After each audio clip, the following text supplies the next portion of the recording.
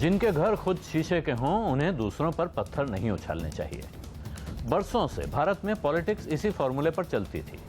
सब एक दूसरे को उसका घर याद दिलाते रहते थे, मगर एक पार्टी ऐसी आई जिसने हालात बदल दिए। कम से कम उम्मीद तो जगाई।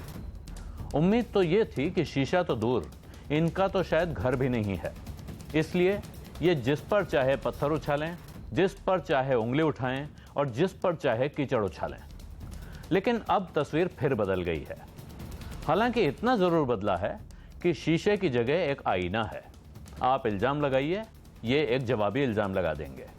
आपके सवाल का जवाब क्या है कोई नहीं बताएगा।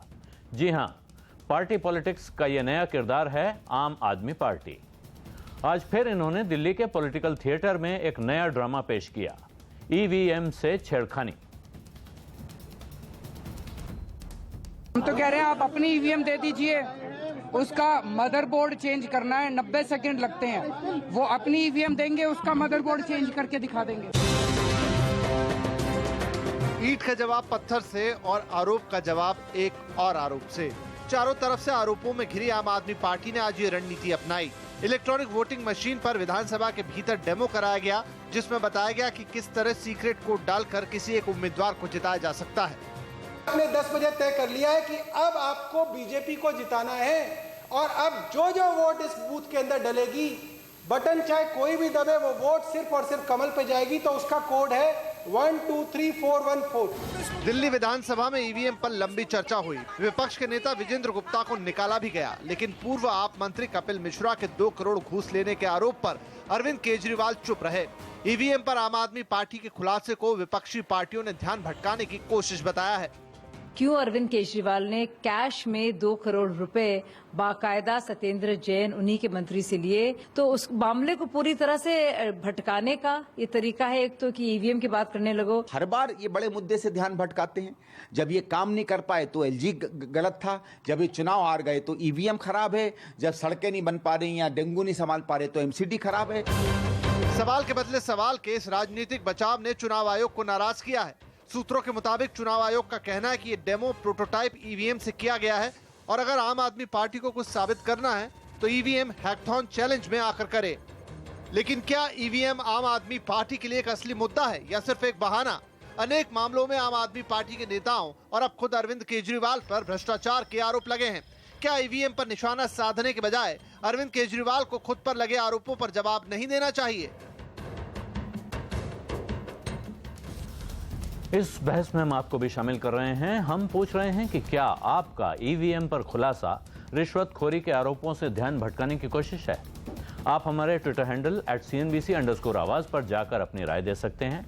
साथ ही आप 51818 पर SMS करके भी अपनी राय दे सकते हैं। हाँ के लिए @1 और ना के लिए @2 लिखकर SMS करें। आवाज अड्डा पर आज की बड़ी चर्चा में हमारे साथ हैं भारतीय जनता पार्टी के राष्ट्रीय सचिव RP सिंह, आम आदमी पार्टी के प्रवक्ता संजीव झा, कांग्रेस के प्रवक्ता अखिलेश प्रताप सिंह और इसके अलावा हमारी डिबेट में जुड़ रहे हैं आम आदमी पार्टी के संस्थापक और पूर्व नेता मयंक गांधी, पूर्व मुख्य चुनाव आयुक्त N गोपाल स्वामी भी हमारे साथ हैं और एक्सपर्ट के तौर पर हमारे साथ हैं firstpost.com के राजनीतिक संपादक संजय सिंह और CSDS के एसोसिएट प्रोफेसर अभय दुबे। कुछ ही देर में हमारी इस चर्चा में आम आदमी पार्टी के संस्थापकों में से एक और योगेंद्र यादव भी शामिल होंगे। सबसे पहले हम चलते हैं पूर्व चुनाव आयुक्त गोपाल स्वामी जी के पास। गोपाल स्वामी साहब, जिस तरह का आरोप आज लगाया गया है, आपका उस पर आपकी ओपनिंग टिप्पणी क्या है? कितना भरोसे के काबिल है, भरोसे के काबिल है भी या नहीं? देखिए, इसको मैं हास्यास्पद मानता हूँ। वैसे आप कहेंगे कि भाई सब्जी, मैंने सब्जी बनाई, आपने सब्जी बनाई, मैंने कद्दू की बनाई, आपने करेला की बनाई और दोनों सब्जियां हैं, इसलिए ये एक ही हैं, दोनों एक ही टेस्ट देंगे। ऐसी कोई बात करे तो हास्यास्पद मानेंगे, क्या मानेंगे? तो ये तो बिल्कुल गलत बात कर रहे हैं। इनको चाहिए जो कुछ डेमोन्स्ट्रेशन करना चाहें तो जब इलेक्शन कमीशन उनको बुलाती है तब जाके वहाँ बताएं कि कैसे उनकी जो बात है वो साबित करके दिखाएं। तो मेरा कहना यह है कि ऐसी गलत आरोप लगाने से बजाय जहां उनको बुलाया जाता है वहां जाके उसको डेमोन्स्ट्रेट करके बताएं कि उनकी बात सच है। जी, तो गोपाल स्वामी जी, आपने जब ये मशीनें आई हैं उस प्रोसेस में आप शामिल थे, इस तरह की टेम्परिंग की कोई आशंका संभावना आप लोगों के दिमाग में भी रही होगी, आप लोगों ने इसकी जांच परख की है? क्या ये आप पक्के तौर पे कह सकते हैं कि इस मशीन में इस तरह की टेम्परिंग की गुंजाइश नहीं है? देखिए, सब तरह के जो पॉसिबिलिटीज़ हैं उसके बारे में खूब विचार करके उसमें तय किया गया है कि इस मशीन में आप दखलबाजी नहीं कर सकते हो। दाखला रूपी एक बात ही मैं कर रहा हूँ। इन्होंने अपने डेमोन्स्ट्रेशन में बताया था कि पहले एक बटन दबाते हैं, उसके बाद तीन चार और बटन दबाते हैं। मैं ये कहना चाहूँगा कि ईवीएम ऐसे डिज़ाइन की है कि एक बटन आपने दबाया, उसके बाद जो भी बटन दबाओगे उसका कोई असर नहीं पड़ेगा। इसलिए ये जो बात इन्होंने डेमोन्स्ट्रेशन की उसमें 3-4 बटन एक साथ में कर रहे थे। ईवीएम में जो प्रावधान है, पहला बटन जो दबाएंगे उसमें जो रजिस्टर होता है, उसके बाद कोई भी बटन आप दबाओ उसका कोई असर नहीं पड़ता है। तो यही बताता है कि भाई अपनी मशीन और ईसीआई की मशीन दोनों अलग बात है और एक दूसरे के साथ कंपैरिजन करना बिल्कुल वाहियात, बिल्कुल गलत बात रहेगी। जी, संजीव झा जी, आपसे आज हर आदमी एक सवाल पूछना चाहता है कि पिछले दिनों में आम आदमी पार्टी पर, यहाँ तक कि अरविंद केजरीवाल पर यह आरोप लग गया है कि उन्होंने रिश्वत ली। इस तरह का आरोप कपिल मिश्रा ने लगाया। मैं उनके धुर विरोधियों से भी जो बातें सुनने को आ रही हैं उनमें से कोई ये बात मान नहीं रहा है, बहुत उसके गले नहीं उतर रही है कि अरविंद केजरीवाल ने रिश्वत ली होगी। लेकिन लोग ये उम्मीद कर रहे हैं, आम जनता भी और सामने की राजनीतिक पार्टियां भी, कि अरविंद केजरीवाल सामने आएंगे और इस पर सफाई देंगे। उस पर सफाई देने के बजाय आप ईवीएम पर एक नया आरोप लेकर, वो भी विधानसभा के अंदर, दिल्ली विधानसभा के अंदर इसका प्रदर्शन कर रहे हैं। ऐसे समय पर जब चुनाव आयोग ने 12 तारीख को एक मीटिंग बुलाई हुई है इस विषय पे, ये सरासर ध्यान भटकाने की कोशिश नहीं है तो और क्या है? ये देखिए, ये दोनों अलग अलग बातें हैं। हालांकि जो कपिल ने जो आरोप लगाए उस पर डिप्टी सीएम ने और बाकी सारी प्रवक्ताओं ने और विधायकों ने जवाब दे दिया है। लेकिन ये जो मसला है जो आज विधानसभा में उठा है, ये बहुत गंभीर मसला है और ये डेमोक्रेसी के लिए थ्रेट है। देखिए, पिछले कुछ महीनों से ये बातें चल रही हैं। हर जगह ये कहा जा रहा था कि ईवीएम हैक हो सकती है, ईवीएम हैक नहीं हो सकती, ईवीएम टेम्पर हो सकता है, ईवीएम टेम्पर नहीं हो सकता है। टेम्पर होगा तो कैसे होगा, किस तरह से टेम्परिंग की जा सकती है, इस तरह के तमाम सवाल उठ रहे थे। हम बार बार कह रहे थे कि ईवीएम टेम्पर हो सकता है। आज एक ऑगस्ट हाउस में सौरभ भारद्वाज जो खुद आईटी एक्सपर्ट हैं और 10 साल उन्होंने अपनी लाइफ इसमें दिया है, उन्होंने बताया कि ईवीएम टेम्पर कैसे हो सकता है। उन्होंने उसको लाइव डेमोन्स्ट्रेट किया कि अगर मान लीजिए हर किसी बटन का एक सीक्रेट कोड होता है, जितनी भी बटन्स हैं सबके सीक्रेट कोड है। अगर उसका सीक्रेट कोड पता चल जाए तो आप किसी भी सिंबल का वोट आप करवा सकते हैं। वो कैसे करा सकते हैं, उन्होंने करके दिखाया। अभी संजीव जी, माफ कीजिएगा, आपको बीच में रोक रहा हूं, लेकिन ये जो बात आपने बताई और जो वहां बताई गई सदन में, इस पर 2 गंभीर सवाल तो उठते हैं। पहला, ये डेमो आपको सदन के अंदर करने की क्या आवश्यकता थी? दिल्ली विधानसभा का विषय ये किस हिसाब से है कि उसके अंदर ये डेमोन्स्ट्रेशन होना चाहिए था? दूसरा, ये हम लोगों में से सभी लोग करीब करीब वोट डालते हैं, मुझे नहीं लगता हमें से कोई वोट नहीं डालता होगा। वोट डालने के बाद वो एक लंबी बजर जैसी आवाज आती है जिसके बाद बाकी सारे बटन निष्क्रिय हो जाते हैं, ऐसा गोपाल स्वामी जी यहाँ कह रहे हैं। इसको कैसे काउंटर करेंगे? और अगर उस बजर बजने के बाद कोई आदमी उन बटनों से छेड़छाड़ करता हुआ पाया जाएगा तो इलेक्शन मशीनरी उस आदमी को रोकेगी? क्या आपको लगता है कि पूरे भारत की सारी इलेक्शन मशीनरी, पूरा इलेक्शन कमीशन इसमें मिला हुआ है? बिल्कुल, मैं भी वही कहने जा रहा हूं आपको। देखिए, इसमें 2 बातें बहुत महत्वपूर्ण हैं। आज जो कुछ भी हाउस में दिखाया गया है, अगर ऐसा होता है तो डेमोक्रेसी का इससे बड़ा खतरा कुछ और नहीं हो सकता। इसीलिए हमने अगस्त हाउस में इसको चुनने के लिए। दूसरी बात जो आपने कहा, मैं भी वही कह रहा हूं कि एक बार जब बटन दबाते हैं तो आवाज आती है, उसके बाद बाकी बटन निष्क्रिय हो जाता है। लेकिन आपका सीक्रेट कोड अगर दबाएंगे तो सीक्रेट कोड दब सकता है। जो ही सीक्रेट कोड दबते हैं तो वो फिर जिस बटन का आपने सीक्रेट कोड दाबा है उस बटन के लिए वोट फंक्शनिंग करना शुरू हो जाता है। मेरा ये कहना है कि आज हमने, सौरभ भारद्वाज ने चुनौती दिया है कि अगर इलेक्शन कमीशन हमें ईवीएम मशीन दे दे, 90 सेकेंड में उसका मदरबोर्ड चेंज करके आप इस मशीन को छोड़ दीजिए, किसी भी मशीन में हम करके बता सकते हैं और दिखा सकते हैं। तो मेरा ये कहना है कि ये तरह तरह के जो कंफ्यूजन थे, आज वो कंफ्यूजन दूर हुआ है कि वास्तव में ये ईवीएम हैक हो सकता है। ये आप कह रहे हैं संजीव जी कि कंफ्यूजन दूर हुआ है। ये जानना चाहती है कि ईवीएम हैक हो सकता है या हैक नहीं हो सकता है। नहीं, मुझे कम से कम मुझे लगता है कि कंफ्यूजन थोड़ा और बढ़ गया है कम होने के बजाय। मयंक गांधी अभी कुछ समय पहले तक आपकी पार्टी के साथ थे, इसके बहुत बड़े स्तंभ थे। मयंक जी, आप आज एक तटस्थ व्यक्ति के तौर पे देख रहे हैं, शायद आप आम आदमी पार्टी से नाराज आदमी के तौर पे देख रहे हैं। मैं आप पर आता हूं। मैं पहले गोपाल स्वामी जी के पास एक बार फिर चलूंगा, क्योंकि इस मशीन से जितना गहरा जुड़ाव उनका है उतना किसी और का नहीं है और वो कुछ कहना चाहते हैं। गोपाल स्वामी जी।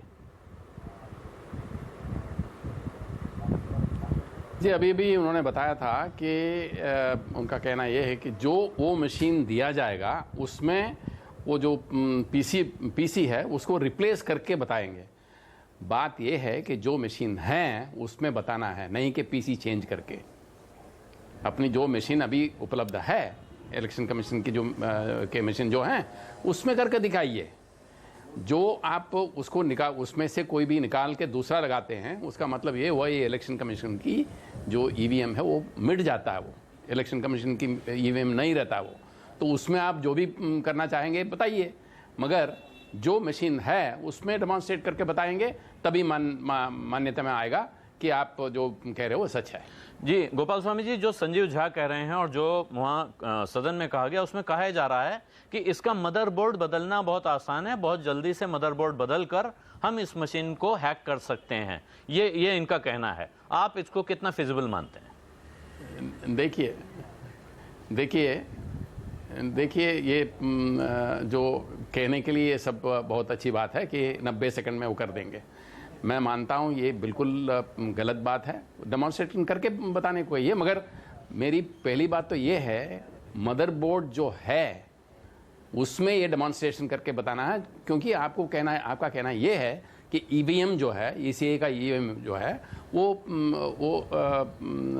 भरोसा लायक नहीं है, ऐसा कहना है।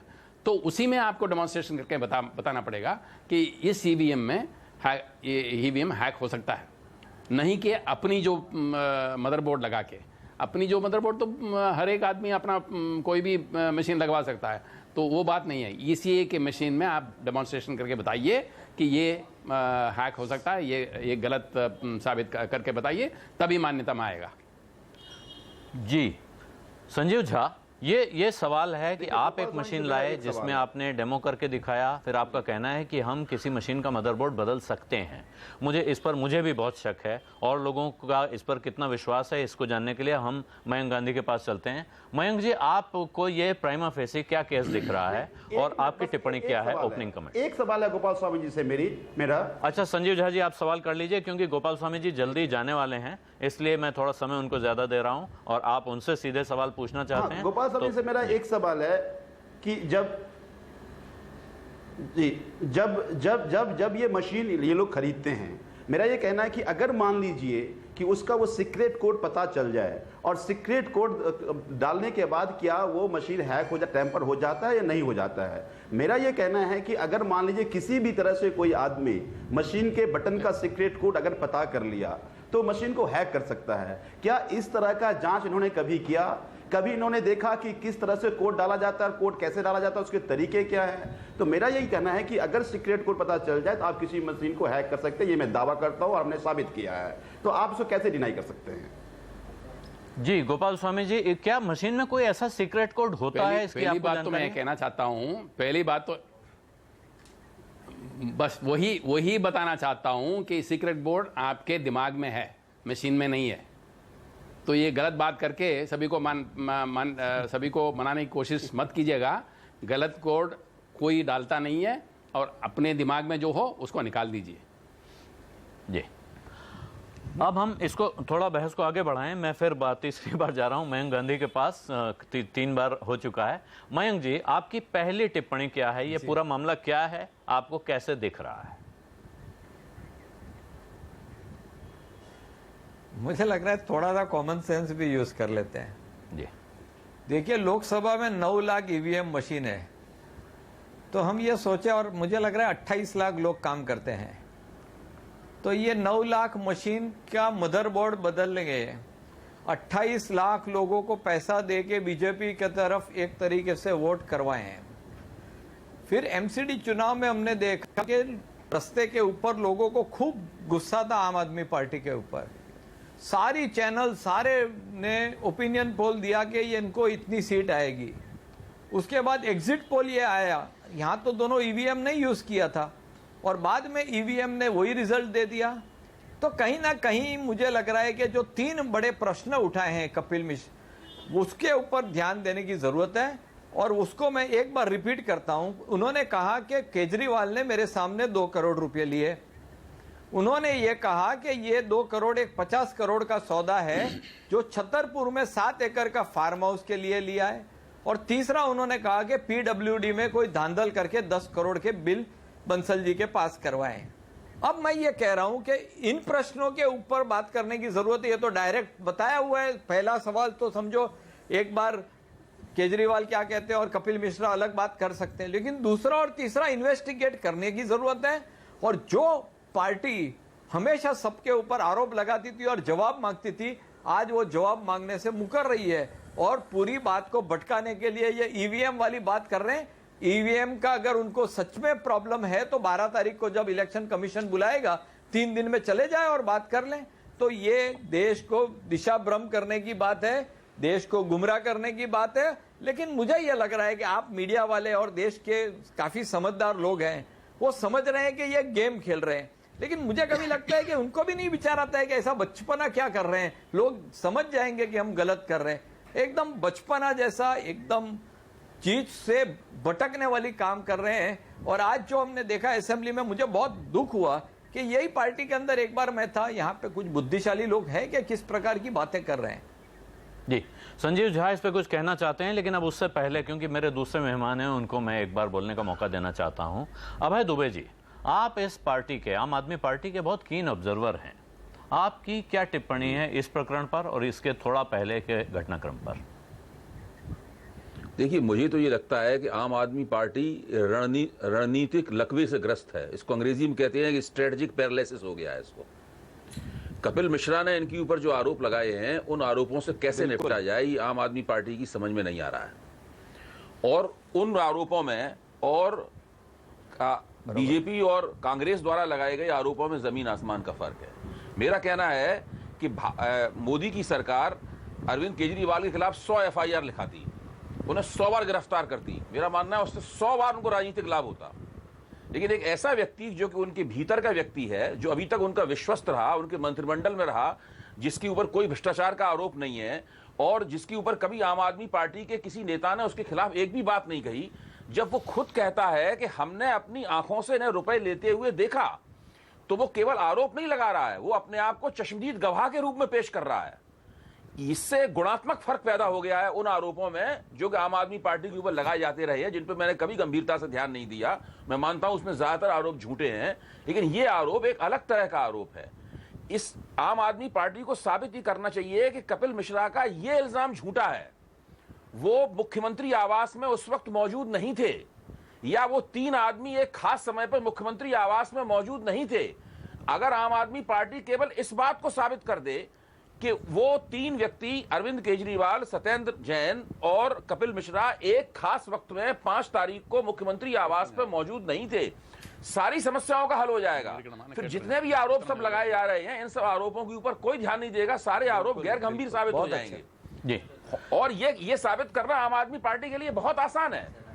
अगर वो सही कह रहे हैं कि कपिल मिश्रा उस वक्त वहां मौजूद नहीं थे, तो मुख्यमंत्री आवास में सीसीटीवी कैमरे होते हैं और दूसरे रिकॉर्ड्स होते हैं, वो 5 मिनट के अंदर ये दिखा सकते हैं। बजाय इसके वो खुद दिखा दें, वो कपिल मिश्रा से कह रहे हैं कि आप साबित कीजिए। अरे भाई, साख तो आम आदमी पार्टी के दांव पे लगी हुई है, कपिल मिश्रा तो व्यक्ति हैं।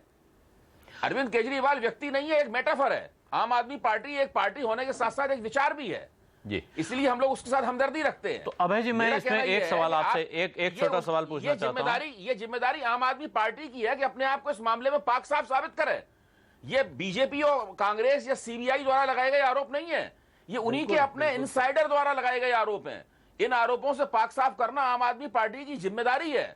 वो फौरन वो जिम्मेदारी पूरी नहीं करेगी तो जो सार्वजनिक जीवन में बहस होती है, उसमें परसेप्शन का जो गेम होता है, उसमें प्रतिपल आम आदमी पार्टी उस खेल को हार रही है। जी, अखिलेश प्रताप सिंह, कांग्रेस पार्टी का वैसे इस प्रकरण में कोई लेना देना नहीं है, लेकिन आप भारत की राजनीति में तो हिस्सा लेते हैं, उसके सक्रिय खिलाड़ी हैं, इसलिए आपके हिसाब से आम आदमी पार्टी जिस तरह की राजनीति कर रही है उस पर बहुत सारे सवाल उठ रहे हैं, लेकिन क्या कुछ सवाल उस प्रक्रिया पर भी उठ रहे हैं जिस तरह से आम आदमी पार्टी लगातार दिन ब दिन घिरती जा रही है और जिस तरह उनके खिलाफ जो आरोप आते हैं उन पर कार्रवाई होती है? देखिए, ये आम आदमी पार्टी और बीजेपी, ये दोनों एक सिक्के के दो पहलू हैं। आपने शुरू में जो शब्द प्रयोग किया था कि शीशे के घर जिनके नहीं होते वो शायद घर भी ना हो, जब ये आंदोलन कर रहे तभी से हम बार बार बोलते थे कि ये सिर्फ राजनीतिक महत्वाकांक्षा लिए हैं, राजनीति में आएंगे, बड़े बड़े शब्दबाग दिखाएंगे और सबसे करप्ट साबित होंगे, और वही हो रहा है। अभी अभय दुबे जी ने एक बात कही कि उन्हें साबित करना चाहिए कि 3 व्यक्ति एक साथ सीएम आवास में नहीं थे। यदि यह साबित कर देते हैं तो आम आदमी पार्टी को बहुत बड़ी राहत मिल जाती है। ये ख्याल आम आदमी पार्टी के लोगों के दिमाग में जरूर आया होगा, लेकिन अभी तक इस चीज़ को उन्होंने साबित नहीं किया है।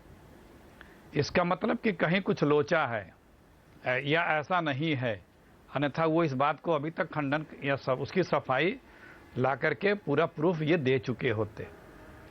ये सिर्फ दिखावे की राजनीति करते हैं जो अब इनके बड़े भाई माननीय मोदी जी, ये बीजेपी करती है, ये छोटे भाई उसी तरह से करते हैं। जितना कुछ ये दूसरों पे आरोप लगाते थे, इतने कम समय में उससे 10 गुना आरोप एविडेंस के साथ, कानूनी तथ्यों और सबूतों के साथ इनके मैक्सिमम लोगों पे लग चुके हैं। कितने लोग इतने कम समय में, कितने मंत्री जेल जा चुके, कितने विधायक जेल जा चुके, कितने और लोगों पे तलवारें लटकी हुई है। ये स्वयं में आम आदमी पार्टी का एक अपना जीता जागता बहुत बड़ा रिकॉर्ड है हिंदुस्तान की राजनीति में। शुचिता और सभ्यता की राजनीति करने वाले जो अपने आप को बीजेपी भी बोलती है, वो भी इसी तरह से है। उनका भी जो आरोप लगा रहे हैं इनके ऊपर, उनके ऊपर भी इससे ज़्यादा गंभीर आरोप हैं। महत्वपूर्ण यह है कि इस सरकार को, जो दिल्ली की सरकार है प्रदेश की, इसे तत्काल अभी तक गंभीरता से जांच एजेंसियों ने इन आरोपों पे जो लगे हैं इनके ऊपर क्यों नहीं लिया।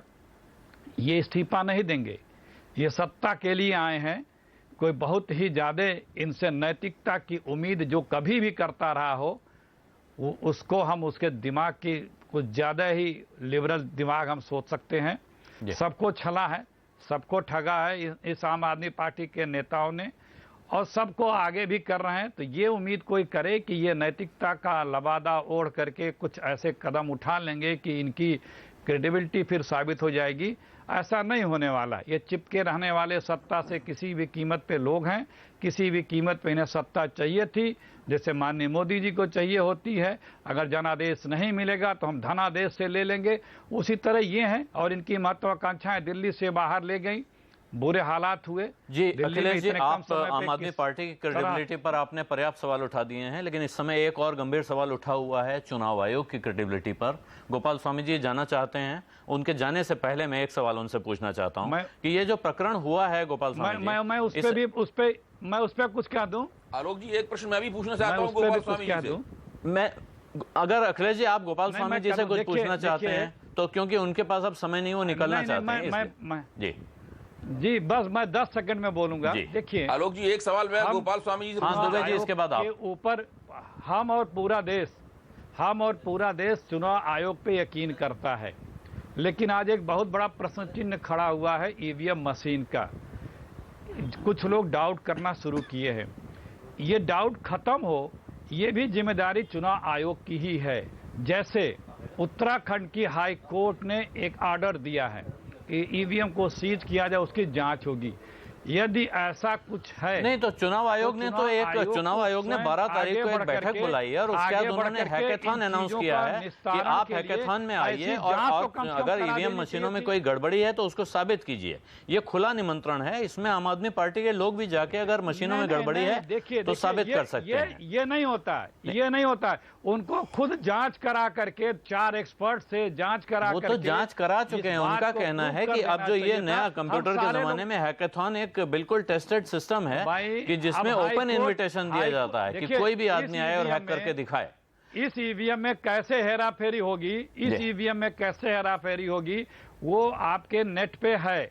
वो जो रिसर्च किया है अमेरिका के 4 विद्यार्थियों ने, रिसर्च स्कॉलरों ने, उसका डिटेल दे रखा है। वो डिटेल वर्बेटम बना रखा है। और सुनिए एक मेरी बात सुन ले। लेकिन जब उत्तराखंड हाई कोर्ट इस चीज को सीज कर सकता है और कह सकता है इसकी जांच हो, तो चुनाव आयोग को भी इन सारे शंकाओं से निर्मूल होने के लिए उन्हें कुछ ऐसे कदम चैलेंज न दें कि आके आप साबित करें।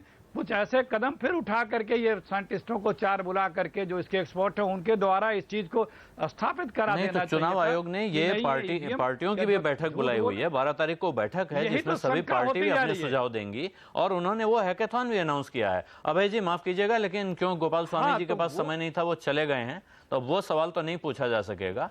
मैं आरपी सिंह के पास आना चाहता हूँ। सवाल यहाँ उठाया तो जा सकता है जी, मैं उस पर आता हूं आपके पास। मैं अब पहले आरपी सिंह के पास आऊंगा क्योंकि अखिलेश जी ने कहा कि आम आदमी पार्टी और भारतीय जनता पार्टी एक ही सिक्के के 2 पहलू हैं और उसमें एक सवाल उठ रहा है जो प्रक्रिया पे लगातार उठ रहा है कि जिस तेजी से आम आदमी पार्टी के लोगों के खिलाफ किसी भी आरोप पर कार्रवाई शुरू हो जाती है, वो दिल्ली पुलिस हो या दूसरी एजेंसियां, वो तेजी भी कुछ सवाल उठाती है। ऐसी तेजी देश के दूसरे हिस्सों में दूसरे लोगों के खिलाफ काम करते वक्त कोई भी एजेंसी क्यों नहीं दिखाती है? पहली बात तो जरा इस पे जरा स्पष्ट कर लें कि ये जो ईवीएम पे सारी बातचीत चली जी, मेरे जो मित्र हैं कांग्रेस से, उनके अपने मुख्यमंत्री कैप्टन अमरिंदर सिंह का क्या कहना है ईवीएम के बारे में, जरा सोच लें। उनकी सरकार बिहार में जेडीयू के साथ है, नीतीश कुमार जी का क्या कहना है ईवीएम के बारे में, उसके बारे में जरा सोच लें। 67 सीटें यहाँ पे आम आदमी जीती थी, उनके बारे में सोच लें। आज ये ईवीएम पे प्रश्न उठा रहे हैं। मैं गोवा में ईवीएम यूज़ हुई और वो पेपर ट्रेल वाली मशीन यूज़ हुई, वीपीपीटी जो मशीन कहते हैं वो यूज़ हुई वहाँ पर।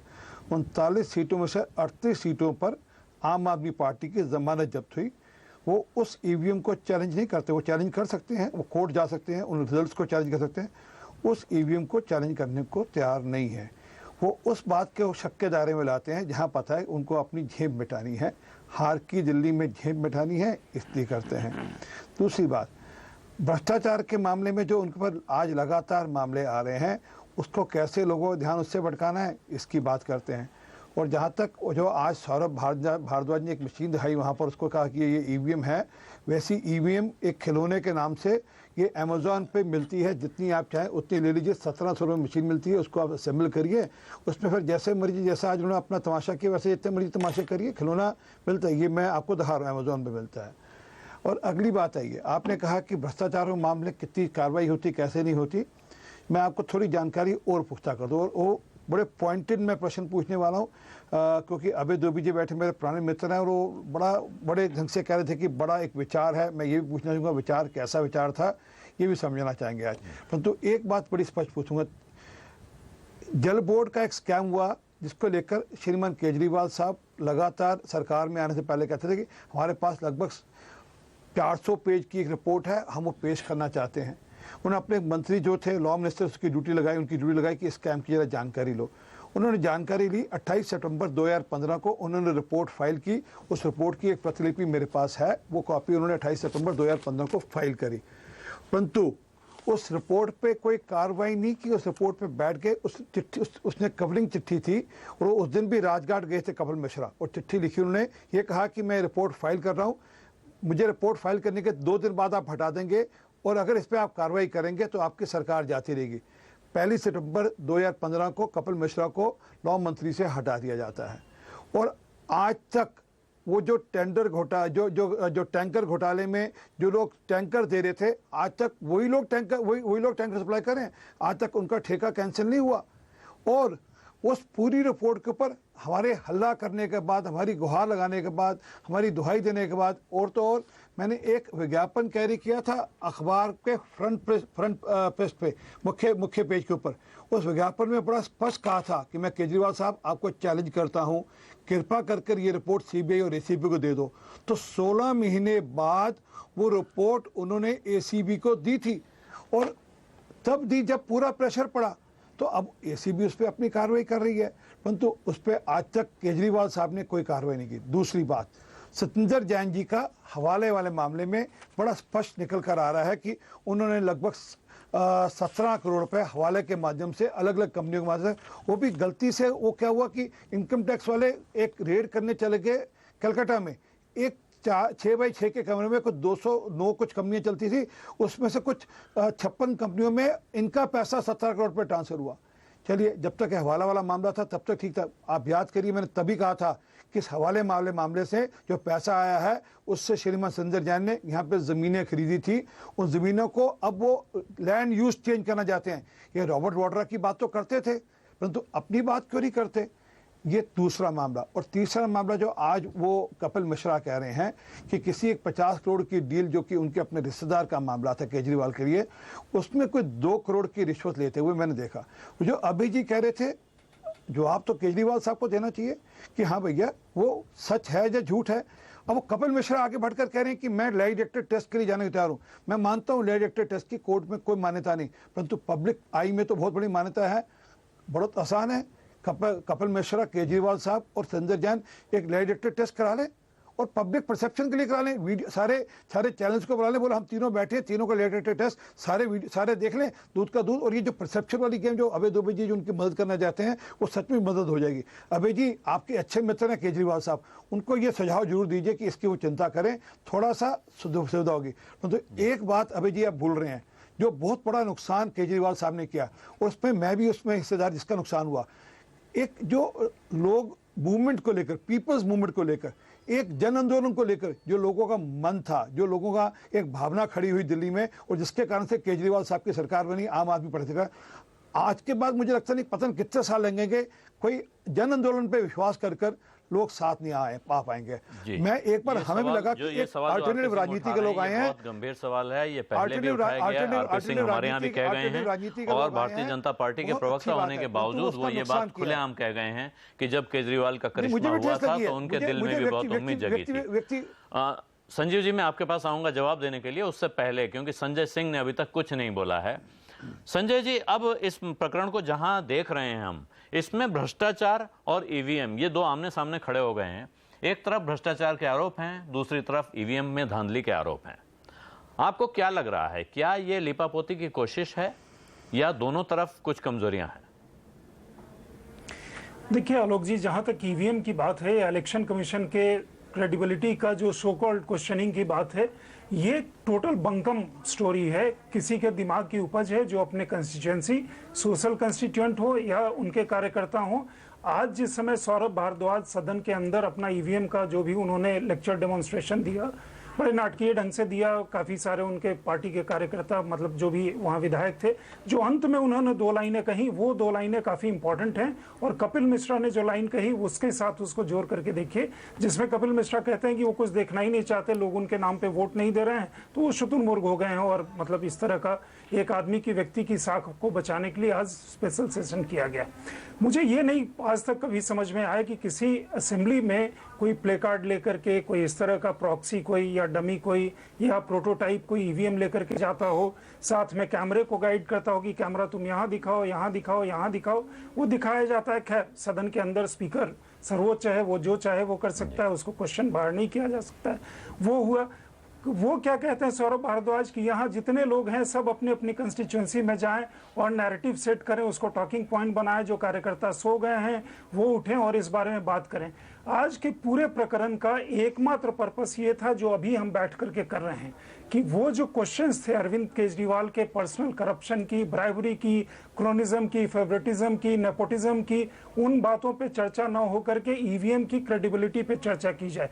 वहां तक अरविंद केजरीवाल सफल हैं, क्योंकि अभी 9 9 बजे बैठ करके 8 बजे बैठ करके हम उस चीज को डिस्कस कर रहे हैं और कल की अखबार की हेडलाइन भी थोड़ी चेंज हो। मतलब उनका पूरा का पूरा आज स्पेशल सेशन, क्योंकि स्पेशल सेशन लाइव टेलीकास्ट भी हुआ है तो इसलिए हुआ है कि लोग ये सुनना चाहते थे कि अरविंद केजरीवाल कपिल मिश्रा पे क्या बोल रहे हैं, न कि ईवीएम का पुराना राग पे वो क्या कह रहे हैं। दूसरी चीज है कि अरविंद केजरीवाल पे जितने तमाम तरह के आरोप कपिल मिश्रा ने लगाए हैं वो उसी स्टाइल में, उसी तेवर में, उसी संजीदगी के साथ लगाए हैं जो अरविंद केजरीवाल कभी लगाते थे। लेकिन एक डिफरेंस है, ये अरविंद केजरीवाल आरोप उन लोगों के बारे में लगाते थे जो दूर दराज थे, हाई एंड माइटी थे, लेकिन काफी दूर थे, उनका कोई लेना देना नहीं था। कपिल मिश्रा मिनिस्टर थे सरकार में और उन्होंने वो तमाम आरोप लगाए हैं उस समय के प्रस्तुतिकरण को करते हुए जब वो मिनिस्टर थे। इतने समय, लंबे साथ के समय के भागीदार हैं इंडिया अगेंस्ट करप्शन में, अन्ना मूवमेंट में, सरकार के अंदर, और साथ में एक व्यक्ति मतलब चश्मदीद गवाह और शिकायतकर्ता दोनों होने को तैयार है। तो आज के समय में कपिल मिश्रा जो है, अरविंद केजरीवाल जो पुराने थे, जिन चीजों के लिए वो स्टैंड करते थे, आज के अरविंद केजरीवाल कपिल मिश्रा हैं। अरविंद केजरीवाल न जाने क्या हो गए हैं, वो तो खैर एक मतलब अलग एक डिबेट का इशू होगा। नाम अरविंद केजरीवाल है, कपिल मिश्रा उनके साथ हो गए। लोग उनके साथ इस समय में नहीं दिख सकते हैं। हो सकता है कोई और पार्टी भी कपिल मिश्रा को एक्सेप्ट नहीं करे, क्योंकि कोई भी पार्टी कपिल मिश्रा जैसे तेवर वाले व्यक्ति को एक्सेप्ट करना शायद उसके लिए बहुत मुश्किल होगी। मुझे लगता है कि डाइजेस्ट नहीं कर पाएगी। लेकिन जो सवाल रेज हुए हैं एक ऐसे व्यक्ति के बारे में जो एंटी करप्शन के प्लान पे आया था, anti corruption, anti graft crusader, public property, transparency और न जाने उन तमाम चीजों को, वो ऐसे सवाल हैं, उन सवाल का जवाब चाहिए। जी संजय एक लाइन ये कहने से कि मतलब उन्हें पद जी संजय जी, ये मयंक गांधी जानना चाहते हैं तो उनसे पहले मैं एक सवाल उनसे पूछ लेना चाहता हूं। मयंक जी, एक तो पहला सीधे सवाल का जवाब दीजिए, क्या आपको ऐसा यकीन है कि जो आरोप लगाया गया है कि अरविंद केजरीवाल ने 2 करोड़ रुपए लिए वो सही है?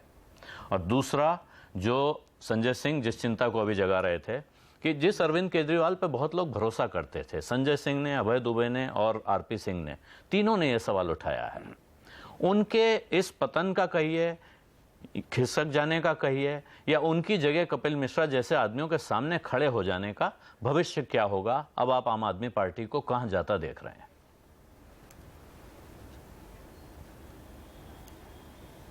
देखिए, सबसे पहले मैं न्यूट्रल हूं। मुझे अब ऐसा कोई भरोसा नहीं कि उन्होंने भ्रष्टाचार किया है, और ऐसा भी कुछ नहीं है कि उन्होंने नहीं किया है।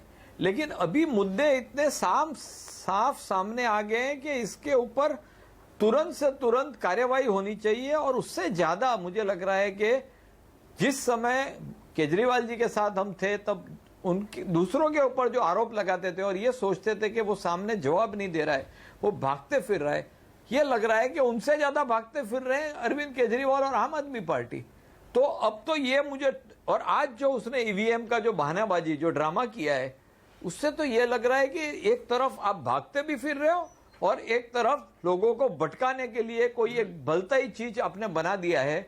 तो कहीं ये सच तो नहीं होगा? ये अब सवाल बहुत बड़ा हो गया है। अगर ये नई बहानाबाजी की होती आज तो इतना बड़ा सवाल नहीं होता।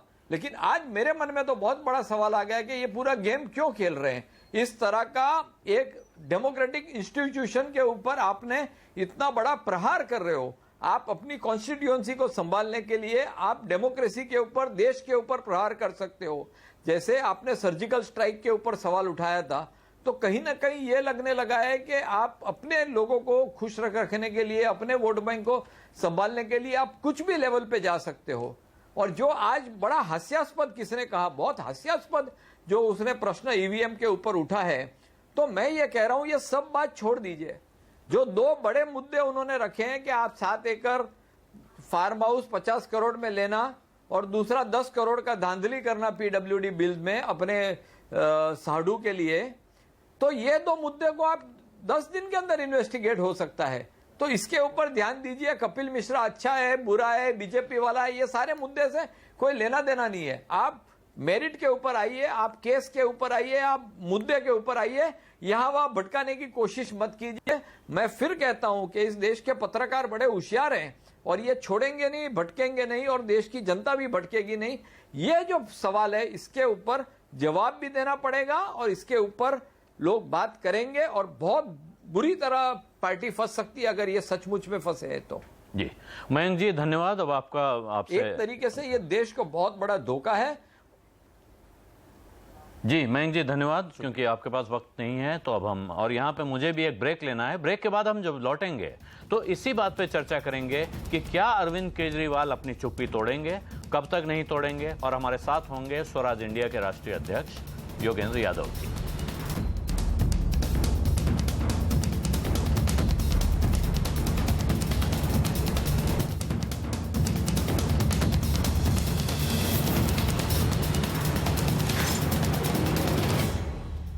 कितने आरोप, कितना दम। आज हम सवाल पूछ रहे हैं कि क्या आपका ईवीएम पर खुलासा रिश्वतखोरी के आरोपों से ध्यान भटकाने की कोशिश है। आप हमारे ट्विटर हैंडल पर जाकर या 51818 पर एसएमएस भेजकर इसका जवाब दे सकते हैं। चर्चा में आप हमारे साथ शामिल हो गए हैं स्वराज इंडिया के राष्ट्रीय अध्यक्ष योगेंद्र यादव। योगेंद्र जी आपका स्वागत है।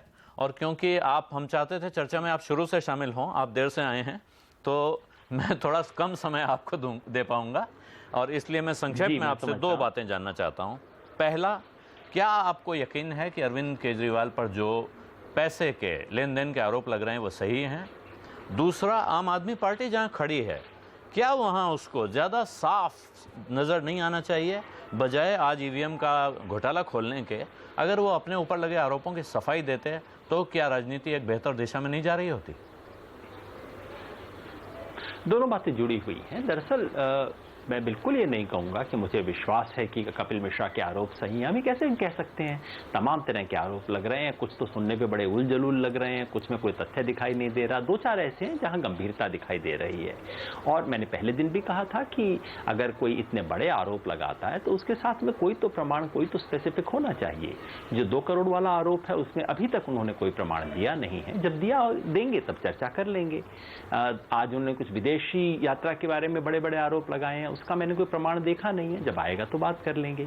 लेकिन 2 मुद्दे हैं जो महत्वपूर्ण हैं। एक तो फार्म हाउस छतरपुर वाला जो मामला है और दूसरा पीडब्ल्यूडी के फेक बिल वाला मामला है। दोनों महत्वपूर्ण है क्योंकि ये दोनों सीधे सीधे अरविंद केजरीवाल जी के परिवार, उनके साड़ू के परिवार की तरफ इशारा करते हैं और उंगली सीधे सीधे उन पर उठती है। ऐसे में अपेक्षा करनी चाहिए थी कि अरविंद केजरीवाल इनका जवाब देंगे। मैंने आज सुबह भी कहा कि आप मान न लीजिए कि वो अपराधी हैं, उनके जवाब का इंतजार कीजिए। मैं उनके जवाब का इंतजार कर रहा था। मैंने उम्मीद की थी कि असेंबली का इस्तेमाल करेंगे, अपनी बात रखेंगे, मुख्यमंत्री कागज दिखाएंगे। कागज दिखाने में वो बहुत तेज हैं, अच्छे भी हैं। कागज दिखाएंगे, साबित कर देंगे कि सारे आरोप झूठे हैं। क्योंकि बहुत लोग इस देश में मानते हैं कि अरविंद केजरीवाल पे बाकी चीजें भले ही सच हों लेकिन रिश्वत वगैरह के आरोप नहीं लगने चाहिए। और मैं समझता हूं आज मौका था अरविंद केजरीवाल के पास ये साबित करने का कि वो लोग सही हैं और ऐसे आरोप निराधार हैं। वो करने के बजाय जब ईवीएम की चर्चा शुरू कर दी तो देखिए सारा देश इतना बच्चा नहीं है। लोग जानते हैं, सारा देश जानना चाह रहा है उनसे कि उस सवाल के बारे में उनका क्या कहना है। और इसकी बजाय वो बात सारे अफसाने में जिसका जिक्र ना था वो सब शुरू हो गई ईवीएम पे। अरे ईवीएम पे बोलना था, आपका अधिकार है बोलने के लिए। हालांकि जो बोला उसमें ना कुछ नई बात है ना कुछ बहुत तुक्की बात है, लेकिन आपका अधिकार है। आप एक प्रेस कॉन्फ्रेंस कीजिए, ये बात कह दीजिए। आप दिखावा, आप एक एक्सपोजे करना चाहते हैं, आप डमी ईवीएम दिखाना चाहते हैं, दिखाइए, प्रेस कॉन्फ्रेंस कर लीजिए। एक असेंबली सेशन का इस्तेमाल करके इस तरह की चीज करने का तो एक ही मतलब हो सकता है कि लोगों का, पूरे देश का ध्यान बटाना और जैसा कि एक पैनलिस्ट कह रहे थे पहले, ये सुनिश्चित करना कि आज शाम को टीवी पैनल पे बहस अरविंद केजरीवाल के परिवार और उससे जुड़े हुए आरोपों पर ना हो बल्कि बहस ईवीएम पे हो जाए। केवल ये उद्देश्य था इस सारी चीज का। अब ये लोग समझ गए हैं। ये काठ की हांडी बार बार जब रखी जाती है तो फिर वो एक बार से ज्यादा चलती नहीं है। दिक्कत यही है। जी योगेंद्र जी, आपसे मैं एक सवाल और पूछूंगा क्योंकि अब समय कम है, लोगों से कम बात होगी, इसलिए आपसे भी संक्षेप में जवाब चाहिए। आप इस आंदोलन की शुरुआत से इसमें जुड़े थे। एक बड़ी चिंता यहाँ जाहिर की जा रही है कि इसके बाद लोगों का आंदोलन से एक तरह की पब्लिक सिविल सोसाइटी के रोल पे बात करने वाले लोगों पर से भरोसा उठ जाता है। ऐसे में आप इस तरह के मूवमेंट्स का क्या भविष्य देख रहे हैं और ये भारतीय राजनीति के लिए कितनी बड़ी चिंता की बात है? बहुत बड़ी चिंता की बात है, क्योंकि एक तरफ तो भारतीय जनता पार्टी सब सही गलत तमाम हथकंडों का इस्तेमाल करके आम आदमी पार्टी की हत्या करने पे आमादा है, इसमें कोई शक नहीं है। दूसरी तरफ आम आदमी पार्टी का नेतृत्व है कि भारतीय जनता पार्टी वो कर पाए उससे पहले आत्महत्या करने पे आमादा है। ये लोकतंत्र के लिए बहुत चिंता की बात है। चिंता इस पे नहीं है कि आम आदमी पार्टी की उस चौकड़ी का क्या होगा जो उसके नेतृत्व पे बैठी है, लेकिन उन लाखों करोड़ों लोगों का क्या होगा जिन्होंने उम्मीद लगाई थी कि कुछ बेहतर इस देश में हो सकता है। वो चीज टिमटिमा रही है और बाबा भारती वाला किस्सा दोहराया जा रहा है, लोगों के लिए कठिन हो जाएगा। और इसके लिए जरूरी है कि कहीं ना कहीं इस विकल्प के दिए को जलाए रखा जा सके। हम इस प्रयास में लगे हैं, छोटे हैं, एक कोने में हैं, लेकिन कहीं तो दिया जलता रहे, हमारी केवल ये कोशिश है। जी, इसके बाद संजीव झा के पास जाना चाहिए जवाब देने के लिए, लेकिन उससे पहले आरपी सिंह और अखिलेश प्रताप सिंह दोनों हाथ उठा रहे हैं। अखिलेश जी 30 सेकंड आपको, उसके बाद आरपी सिंह 30 सेकंड आपको, इसके बाद हम संजीव झा से इस जवाब ले लीजिए। ये मेरा एक सवाल का जवाब मैं दे दूंगा। अच्छा, आप योगेंद्र जी का जवाब, लेकिन संक्षेप में 30 सेकंड। आलोक जी हाँ, अखिलेश जी एक संजीव को जवाब देने दीजिए एक बार, कह रहे हैं वो सही बात है, टुकड़ों में हो जाएगा। अच्छा जी ठीक है संजीव जी 30 सेकंड। मैं सारी बातों का जवाब दे देता हूं। जितने भी सारे पैनलिस्ट की बात मैंने बहुत गंभीरता से सुना। देखिए पूरा वाकया क्या है। शुक्रवार को कपिल मिश्रा कहते हैं कि मैं जाता हूं माननीय सीएम के यहाँ और वहां सत्येंद्र जैन पैसे देते हैं। उसके बाद वो कहते हैं कि उनको देख के उनको नींद नहीं आती है। अगले दिन कहते हैं कि टैंकर घोटाले के मसले के कुछ डॉक्यूमेंट हम शनिवार के सुबह जाकर सीएम साहब को देते हैं। रात शाम को हमारी विधायक दल की मीटिंग होती है, संगठन की मीटिंग होती है, कपिल मिश्रा उसमें आते हैं और कुछ नहीं बोलते हैं। पूरी रात ट्विटर पे चलाते हैं कि कल हम टैंकर घोटाले को उजागर करेंगे। अगले दिन स्क्रिप्ट बदल जाती है और कहते हैं कि 2 करोड़ रुपए सीएम साहब को सत्येंद्र जैन जी ने दिए। जब एसीबी में कंप्लेन करने जाते हैं तो 2 करोड़ का कोई मसला वहाँ नहीं, कोई शिकायत नहीं करते हैं। तो मेरा ये कहना है कि ये तमाम चीज़ें अपने आप में ये बताता है कि जो बातें कह रहे हैं विरोधाभासी बातें हैं।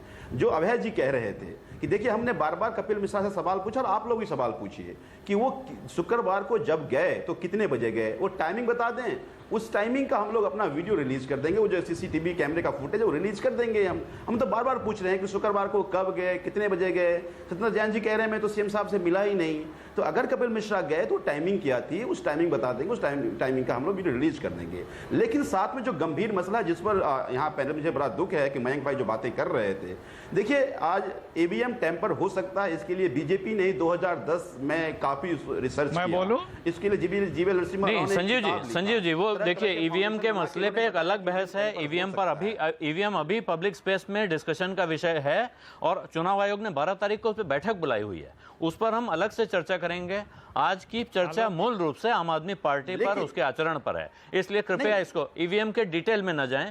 ईवीएम के डिटेल पे हम लोग आगे बात कर लेंगे। तो अखिलेश जी आप कुछ कहना चाहते हैं? चूंकि आलोक जी अखिलेश जी बोलो। सारे पैनलिस्ट ये कह रहे थे कि अरविंद जी जवाब नहीं दे पा रहे हैं। नहीं तो मैं भी कह रहा हूं संजीव जी कि अरविंद जी जवाब क्यों नहीं दे रहे हैं, जवाब दे पा रहे हैं या नहीं हमें नहीं मालूम है। संभव है वो पूरा जवाब उनके पास हो, जैसे आप एक अच्छा जवाब देने की कोशिश कर रहे हैं, लेकिन वो जवाब दे क्यों नहीं रहे हैं, ये सवाल है। आप अखिलेश जी को मौका दें। अखिलेश जी 30 सेकंड। आलोक जी मेरा ये कहना है कि इसमें कल को मान लीजिए कपिल मिश्रा ये कह देते हैं कि संजीव जी अखिलेश को एक बार बोलने दें, अखिलेश जी के बाद हम आप पर और अरविंद केजरीवाल से जवाब मांगेंगे। देखिए कपिल मिश्रा ने, प्लीज भैया बोलने देंगे। कपिल मिश्रा ने मुख्यमंत्री केजरीवाल के साथ साथ एक कोई जैन साहब हैं उन पे भी आरोप लगाया है। केजरीवाल जी भी नहीं आके बता रहे हैं, सफाई दे रहे हैं, न जैन साहब आके बता रहे हैं कि ये सब झूठ है। कैसे प्रूफ करोगे, क्या क्या है आप बताओ। दोनों लोगों का इस तरह से खामोश रहना कपिल मिश्रा के जो आंखों देखे आरोप है उसको पूर्णतः बल देता है। महत्वपूर्ण विषय एक और है कि बात बात पे छापा मारने वाली भाजपा दिल्ली की सरकार, सीएम ऑफिस तक पे उनके प्रमुख सचिव तक को 2 दिन तक बिठा रखने वाली वो एजेंसियां आज 3 दिन हो गए।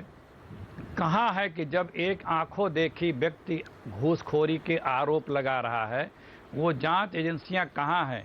ये साबित करता है, बताता है कि क्या बीजेपी और केजरीवाल मिले हुए हैं ये बल प्रदान करता है कि हाँ मिले हुए हैं। जी समय कम है अखिलेश जी। आरपी सिंह आप अखिलेश प्रताप सिंह के इस सवाल का जवाब दीजिए और साथ में जो सवाल आप पूछना। माफ कीजिए अखिलेश जी, बिल्कुल समय नहीं है, नहीं तो महत्वपूर्ण बात कर रहा हूं। एक सेकंड बोलने का 5 सेकंड अभी तक मैं कह दिया होता। अरे अभी तक मैं कह दिया होता, अभी तक मैं कह दिया होता। देखिए बार बार आप पूछ रहे हैं कि केजरीवाल क्या पैसे ले सकते हैं कि नहीं। जो व्यक्ति राजनीतिक शुचिता का भ्रष्टाचार कर सकता है वो रुपए का भ्रष्टाचार कई गुना ज्यादा कर सकता है। ये कैसे आप मान रहे हैं कि नहीं ले सकते हैं? खूब लिया होगा और कई बार लिया होगा। जी आरपी सिंह, भारतीय जनता पार्टी कार्रवाई में ढिलाई दिखा रही है, इससे ये मिलीभगत का इल्जाम लगा रहे हैं और आपका कोई सवाल, लेकिन समय अब सिर्फ 20 सेकंड है। अभी मेरे मित्र कांग्रेस से कह रहे थे कि शुचिता की बात कर रहे थे और वो कह रहे जो राजनीति में गड़बड़ कर सकता है वो भ्रष्टाचार भी कर सकता है। राजनीति में सबसे पहली अगर गड़बड़ केजरीवाल साहब ने की थी तो वो ये की थी कि अपने बच्चों पे सौगंध उठाकर कसम खाकर कहा था कि मैं किसी के साथ सरकार नहीं बनाऊंगा और सबसे पहले सरकार बनाई कांग्रेस के साथ मिलकर।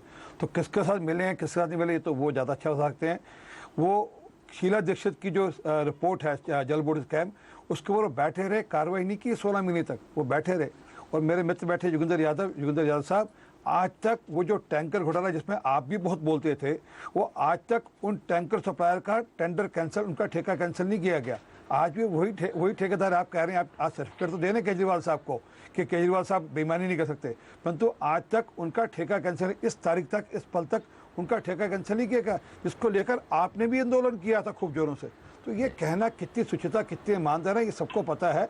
आज दिल्ली में किसी नुक्कड़ में चले जाइए, कुछ मत करिए, एक जरा जोर से नारा लगाइए, गली गली में शोर है, वापस जवाब वहाँ से मिल जाएगा आपको। जी संजीव झा, आप ये जो सवाल उठ रहे हैं और ये सच में गंभीर सवाल हैं, योगेंद्र यादव जैसे आदमी ने और जो आपके साथ रहे हैं उन्होंने भी ये बताया कि इसमें कई आरोप ऐसे हैं जिन पर ध्यान नहीं दिया जाना चाहिए, वो शायद ध्यान नहीं दिया जाना चाहिए, अगर सबूत होंगे तो उन पर ध्यान दिया जाए, लेकिन 2 गंभीर आरोप हैं और ये बात बार बार उठ रही है, आगे भी उठेगी कि अरविंद केजरीवाल जो ज़रा सी चीज़ों पे ट्वीट करते रहे हैं, ज़रा सी चीज़ों पे प्रेस कॉन्फ्रेंस करते रहे हैं, इस वक्त वो कहाँ हैं, क्यों सामने नहीं आ रहे हैं और एक पक्का पुख्ता जवाब क्यों नहीं दे रहे हैं? देखिए, मैं फिर उसी बात को रिपीट करूंगा। मेरा ये कहना है कि जो भी कपिल मिश्रा बयान कर रहे हैं वो उलूल जुलूल बातें हैं, लेकिन मेरा ये कहना है कपिल ने साथ में ये भी कहा है कि हमने अपनी कंप्लेंट एसीबी भी किया और सीबीआई में कराया है। मेरा ये कहना है कि 48 घंटे के अंदर जांच कर लो, दूध का दूध और पानी का पानी हो जाएगा। मेरा ये कहना है कि सारी एजेंसी आपके पास है, तो फिर देर किस बात की, हम जांच के लिए तैयार हैं। ऐसे ही रोज 10 तरह की एजेंसी हमारे यहाँ जांच के लिए आते हैं। जब कांग्रेस की सरकार थी कांग्रेस ने ग्रिल किया, भाजपा की सरकार है 3 साल से भाजपा की सरकार ग्रिल कर रही है। तो भाई जांच में बिल्कुल आप डिले ना करें, बिल्कुल जांच करा लीजिए और 48 घंटे के अंदर जांच वो सीसीटीवी कैमरा की फुटेज दिखा दीजिए, आप आ जाएगी। ये जांच संजीव जी आप से करवाना चाहते हैं। नैतिकता की बात अगर अखिलेश जी करते हैं तो मुझे लगता है कि इससे बड़ी हास्यास्पद बातें और हो नहीं सकती है।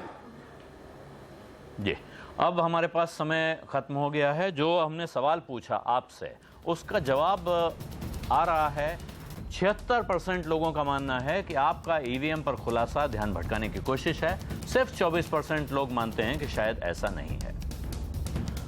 सवाल जब आपसे पूछा जाए तो उसका जवाब दीजिए। सवाल जब आपको पूछना हो तो सवाल पूछिए। जिस वक्त आपसे सवाल पूछा जाए उस वक्त जवाब में सवाल मत पूछिए।